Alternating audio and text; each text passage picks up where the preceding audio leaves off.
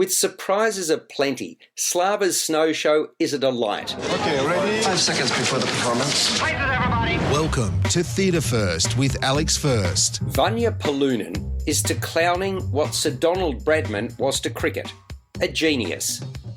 Honing his highly creative endeavour over decades, he's unique and ubiquitous. When he created Snow Show in 1993, he wanted to go beyond the regulation clown show. Taking a cue from the surrealist painters he so admired, combining comedy with poignancy, Polunin wasn't looking to present a direct message to his audiences. It was all about our reaction to the surreal, the absurd, the slapstick and the silly. Polunin was born in a small Russian town far from the big cities. All his childhood was spent in forests, fields and by a river, and he lived in a world of fantasies. He liked to invent new things and make up stories. Through television and movies, he fell in love with great clowns and mimes. At age 17, he went to Leningrad and joined a mime studio. He was influenced by the likes of Charlie Chaplin and Marcel Marceau. Slava founded a theatre company in 1979, which took clowning out of the circus and onto the streets. His reputation grew, and people travelled to learn his unique mix of alternative clowning and visual theatre. Slava's Snow Show sees the star known as Assise dressed in a yellow onesie, oversized floppy red slippers, a large unruly mop of red hair, and a droopy red nose. He appears alongside 6 fellow clowns who are wearing green coats, black stockings on greatly elongated feet, and bedraggled caps with wings. They too have droopy red noses. When we first set eyes upon Assise, he's looking defeated, hobbling onto stage, dragging a long rope containing a noose that he places around his neck. Looking to end it all, the rope also has a surprise in store. Then, through a series of comic routines involving faux snow, oblong-shaped confetti, smoke haze, bubbles and water, Slava et al. Proceed to entertain and engage young and old alike. It's all done with imagination, artistry, sound effects, diverse musical styles and mime.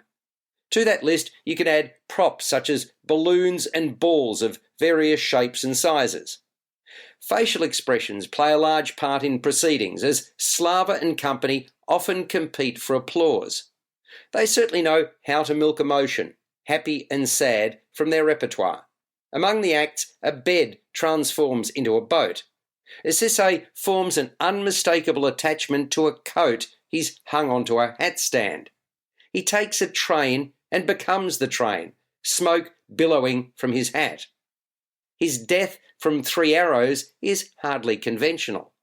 He has animated conversations on 2 fluffy phones, although I didn't think that resonated as well as some of the other material. An example is when a tiny cobweb suddenly expands to entangle the audience.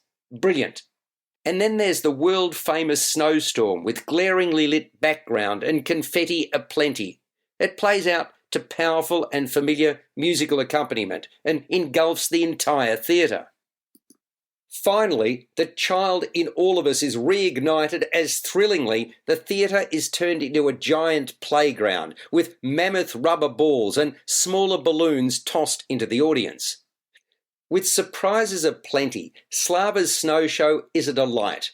While best appreciated by those who are seeing it for the first time, I've been fortunate to see it many times, and on each occasion I'm excited and captivated.